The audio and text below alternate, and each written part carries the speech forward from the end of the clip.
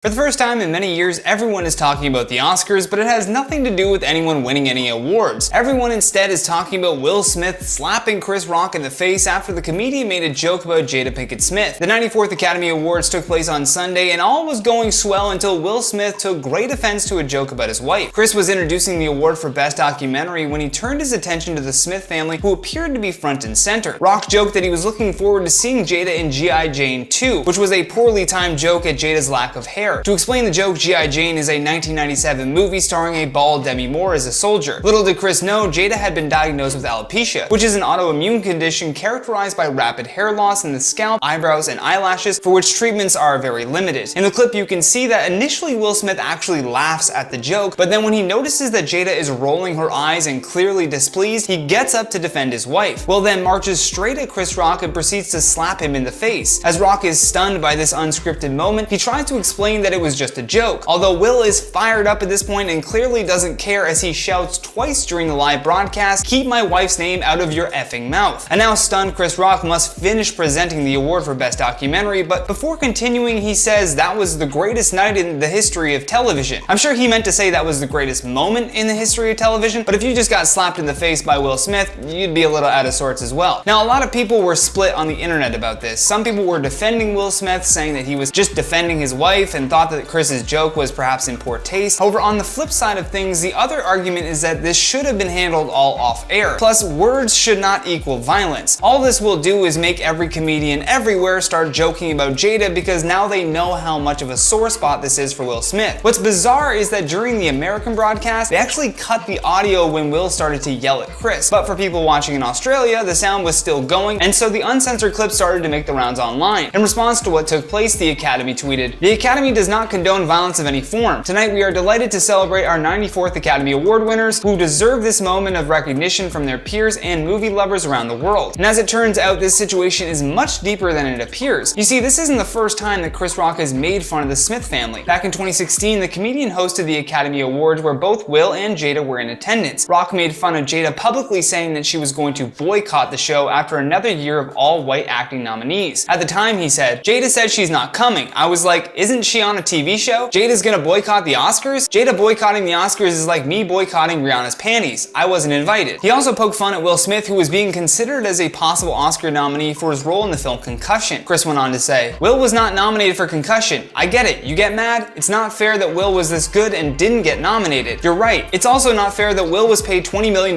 for Wild Wild West." Now afterwards, Jada was asked about the jokes that Chris told, and she seemed to take them all in stride at the time. She said back in 2016, "It comes with the territory, sweetheart. Hey, look, it comes with the territory, but we gotta keep it moving. We gotta keep it moving. We gotta keep it moving. There's a lot of stuff we gotta handle, a lot of stuff in our world right now. We gotta keep it moving." This time around though, she was not as willing to absorb these jokes, and that was made clear by Will Smith being sent to the stage to slap Chris for what he said. Following the slap heard around the world, Will Smith would return to the stage later on to accept his award for Best Actor, although many people online are calling it the biggest meltdown speech of the evening. Roughly 40 minutes after the slap, as Will was accepting his award for Best Actor for his role as Richard Williams in King Richard, he defended his attack on Chris Rock. In what should have been a big moment for his career, that slap completely overshadowed it. In his speech, Will said, "You gotta be able to have people talk crazy about you. In this business, you gotta be able to have people disrespecting you, and you gotta smile and you gotta pretend like that's okay." He went on to explain that he wanted to be an ambassador of love and care and concern, adding that he was a vessel for love even. He then thanked Venus and Serena and the entire Williams family for trusting him with their story. To close out his speech, Will said, "I want to apologize to the Academy. I want to apologize to all my fellow nominees. Art imitates life. I look like the crazy father, just like they said about Richard Williams, but love will make you do crazy things." And Chris was introducing the award for Best Documentary when he turned his attention to the Smith family, who appeared to be front and center. Rock joked that he was looking forward to seeing Jada in G.I. Jane 2, which was a poorly timed joke at Jada's lack of hair. To explain the joke, G.I. Jane is a 1997 movie starring a bald Demi Moore as a soldier. Little did Chris know, Jada had been diagnosed with alopecia. Will apologized to a lot of people, but the one person that wasn't going to be seeing any apology was Chris Rock. Apparently, Denzel Washington even said to him a few minutes before his speech, "At your highest moment, be careful, that's when the devil comes for you." And after the slap, Chris Rock seemed to be very flustered as he tried to resume presenting the award for Best Documentary. Also, to win Best Actor, Will had to beat out Javier Bardem in Being the Ricardos, Benedict Cumberbatch in The Power of the Dog, Andrew Garfield in Tick, Tick, Boom, and Denzel Washington for The Tragedy of Macbeth. The slap ended ended up being muted on a delayed telecast in the US, but the full version was aired uncensored for international audiences. Celebrities are now reacting to Will Smith slapping Chris Rock at the Oscars, and we've got everything you need to know. After Chris made that joke about Jada Pinkett Smith that caused Will to get up out of his seat and slap him, you could see the visible confusion on everyone's face. Some people gasped while others applauded him. One of those people that are standing strong on Will's side through all of this is his son Jaden, although several other high-profile celebrities are also reacting to the news as well. In response to the news, Jaden Smith tweeted, "And that's how we do it." Nicki Minaj was another person defending Will in several tweets and said, "I love Chris Rock. I don't think he would have made that joke had he known what Jada recently shared, but between him and the whole team at the Oscars, you mean to tell me not one of y'all heard this woman just share this heartbreaking story? Hashtag come on son." Adding in another tweet, "You just got to witness in real time what happens in a man's soul when he looks over to the woman he loves and sees her holding back tears from a little joke at her expense. This is what any and every real man feels in that instant. While y'all seeing the joke, he's seeing her pain." Also, apparently Denzel Washington even said to Will a few minutes before his speech, "At your highest moment, be careful, that's when the devil comes for you." And because of this moment, Will also had a lot of people talking about toxic masculinity and whether or not Will was the personification of that. To many, they feel that this was poorly handled by both men. Bernardine Evaristo, who is the president of the Royal Society of Literature, tweeted out, "What a thing to wake up to. Only the 5th black man in nearly 100 years to win an Oscar for male lead, and the first in 16 years, resorts to violence instead of utilizing the power of words to slay Chris Rock. Then he claims God and love made him do it." Liam Payne also was in attendance for the Oscars when this happened as well and was quoted by Good Morning Britain as saying, "I believe whatever he felt that he did, he had the right to do. I had to leave my chair, I'll be honest with you. It cut me really deep." Due to how boring the Oscars usually are and given the overprotective nature of Richard that Will Smith just played in King Richard, many thought that the slap was somehow staged or fake to draw attention to the otherwise dull award show. As you know, Will Smith made mass headlines after slapping Chris for making a joke about his wife Jada Pinkett Smith. The viral smack has since been slowed down and overanalyzed by internet sleuths everywhere who are determined to prove that this was all just a big publicity stunt or if it was a real hit from real anger. One Twitter user posted a slowed down version of the clip and captioned it with, "Chris Rock grimacing for what he knows is coming. His hand barely grazed him. Actors, especially action actors like Will Smith, know how to pull a punch or slap. This was staged." Although the clip has definitely left the internet divided on more issues than just the legitimacy of the slap. Another user made a big post though explaining why this all happened and why it was very real. They go on to say, "Will has been having a really tough, weird time of it lately. He opened himself up with a book detailing how unloved he feels in his relationship, detailed his wife's love for a man long deceased, and in interviews over the last 4 years he's done and said some really weird stuff. All of that has come to a head since his book release and since he's done some interviews finally opening up about it. They also recently decided to have an open relationship. Personally, I think Will is angry at how far down this path he has gone now, finally realizing the love he has poured forth isn't returned to him. He's giving everything to Jada and can never earn her love. He came from a decent family and now he lives a cold but very rich existence. It's really quite sad, and this was an opportunity for him to let off some of that anger. He knows he can't direct it at Jada." I don't know about all of that, but what we did see was a man uncomfortably laughing at a joke made at his wife's expense. He then sees how upset it made her, and then without having another thought, he takes action. Not the right kind of action, but that slap was definitely very real. I also saw a lot of people trying to show photos of these three hanging out in the past as if that somehow explains that they were all in on this together. But people can take photos with other people and not actually be a fan or even like that person. People also change as well, and maybe Chris thought that he was cool with them so he could just make this joke. But apparently the Smith and Rock family will not be breaking bread anytime soon. From moments of politics to moments of protest, all the way to moments of drama and great celebration,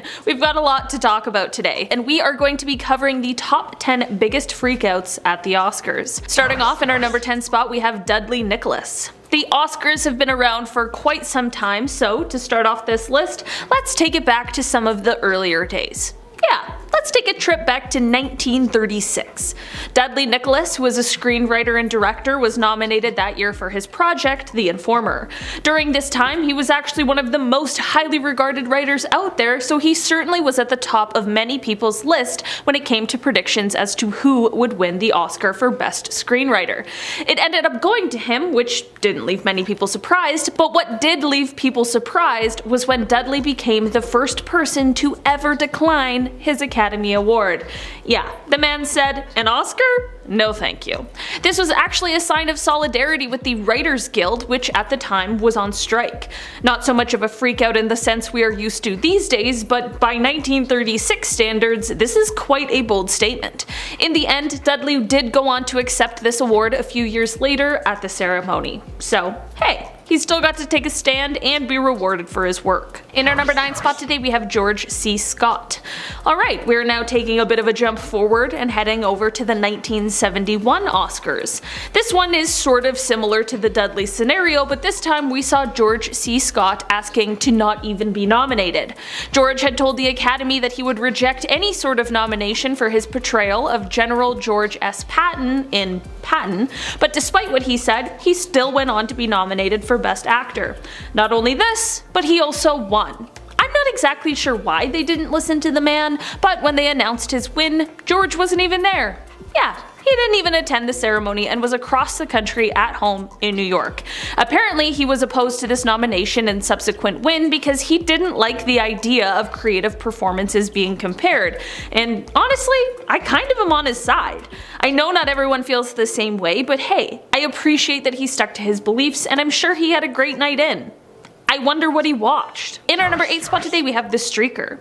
If we skip ahead just a few years to 1974, we are now at a point where we see a streaker. Every major event has got at least one, right? In that year, artist and photographer Robert Opel decided that he was going to make his statement by running across the stage naked.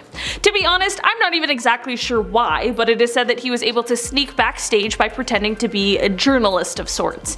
In the end, this terribly awkward and confusing moment was diffused by actor David Niven, who quickly quipped, quote, "Isn't it fascinating to think that probably the only laugh that man will ever get in life is by stripping off and showing his shortcomings?" Honestly, it was a moment the Oscars will certainly never forget. In our number 7 spot today, we have Not So Proud Mary. Okay, picture this. It's 1989. Rob Lowe is doing a performance at the Oscars, and who does he do it alongside? If you guessed Snow White, I have no idea why you guessed that, but you'd also be right. This strange pair did a performance of a modified version of Proud Mary, and, well, it was so bad. It was so bad that people were speaking about it for weeks afterwards. It was so bad that Disney, the ultimate Karen of all time, tried to sue for infringement. It was absolutely disastrous. It was so bad that apparently Julie Andrews, Paul Newman, Sidney Lumet, and George Peck all co-signed a letter that called the performance an embarrassment and demeaning. So, yeah. It didn't go over well. I just wonder how no one vetoed it in rehearsals. Like, surely this wasn't the first time they performed it, right? In our number 6 spot today, we have Jack Palance. Ah yes, we've made it to the 90s, specifically to 1992. That year we saw Silence of the Lambs and Thelma and Louise winning awards, you know, absolute classics. You know what we also saw? We saw Jack Palance winning Best Supporting Actor for his role in City Slickers. Amazing. What happened next, however? Awkward. When Jack rolled up on stage to accept the award, he said, quote, "Billy Crystal? I crap bigger than him," and then proceeded to fall to the floor to show the world he could still do one-handed push-ups at the age of 71. I'm not gonna lie, his knees bent more than his arms, but he's 71, I'm gonna give him a break. The energy of this is chaotic though, it's so strange. Honestly, the man knew how to accept an award, I'll give you that. In our number 5 spot today, we have Life is Beautiful. Alright, we are at the Oscars now that occurred in 1999. We are just before the start of a new millennium. People are excited. It comes time to announce the award for Best Foreign Language Film, which ended up going to theater legend Roberto Benigni for his heartbreaking film Life is Beautiful. To be honest, there are some people who don't enjoy the film because of its content, but we are not here to be film critics. We are not Rotten Tomatoes. We are talking about freakouts, and Roberto definitely delivered quite the ecstatic one. Roberto didn't care that he had an aisle seat. He still took to literally climbing over other guests guests to get to the stage. He showered the audience with the most gratitude, and you could tell he was absolutely freaking out, and rightfully so. To see a work of passion get the reception it deserves is undoubtedly a moment that should be celebrated. Because of the fact that the movie deals with the horrors and atrocities that occurred during the Second World War, he finished off his acceptance speech by dedicating the prize to, quote, "those, because of the subject of the movie, those who are not here. They gave their life in order, we can say, life is beautiful." In our number 4 spot today, we have Michael Moore. The early 2000s were a wild time. People were wearing sandals on the red carpet and denim skirts over denim jeans, and things were just going wild. This Oscar freakout moment took place at the 2003 Oscars, and it happened when Michael Moore went up to accept his award for his film, Bowling for Columbine. It's not unheard of for people to use their acceptance speech as a moment to advocate for things that they believe in, and Michael did just that, but it wasn't met with the reaction I think he was hoping for. During his acceptance speech, Michael decided to make his thoughts and feelings clear towards former US President George W. Bush. He said, quote, "We live in a time where we have a man sending us to war for fictitious reasons. Shame on you, Mr. Bush, shame on you." In the end, he was met with booing from the crowd, and that trusty old orchestra started right up, definitely rushing him off of the stage as quickly as possible. Whether we agree with Michael or not, it definitely was an incredibly awkward moment for the award show that night. In our number 3 spot today, we have Anne Hathaway. Let's take a trip on down to the 2013 Oscars. We've talked about people speaking their minds about politics, taking a stand for what they believe in, or just celebrating the win to epic proportions, but this freakout? Oh well, it's over a dress, of course. Very 2013. Back in 2013, as Anne Hathaway walked down that Oscars red carpet, people began to wonder why she had on a Prada dress instead of the Valentino one she was slated to wear. As it turns out, apparently Anne found out or caught a glimpse of Les Mis co-star Amanda Seyfried's dress for the evening and had a freak out. Turns out Amanda's icy Alexander McQueen gown was a little too close to Anne's for her comfort, and it had her calling her stylist in a rush to figure something else out.